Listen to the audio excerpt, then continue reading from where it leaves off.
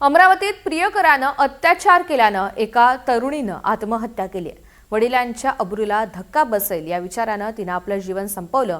प्रियकर आणि 2 मैत्रिणींविरोधात या प्रकरणात गुन्हा दाखल करण्यात आला। अमरावतीमधील शेंदुर्णा घाट इथली ही धक्कादायक घटना आहे। प्रियकरानं अत्याचार केल्यामुळे तरुणीनं आत्महत्या केली आहे। शुभम बायस्कर आपल्या सोबत आहे, त्याच्याकडनं अधिकची माहिती जाणून घेऊयात। शुभम, नेमकी काय घटना घडली आहे? अमरावती जिल्ह्यातल्या वरुड तालुक्यातील ही घटना आहे। अगदी समाजमन सुन्न करणारी ही घटना आहे। अल्पवयीन मुलीवर बळजबरीने अत्याचार केल्याची घटना उघडकीस आली आणि वडिलांची इज्जत जाऊ नये म्हणून चक्क मुलीनं विष प्राशन करून आपली जीवनयात्रा संपवलेली आहे।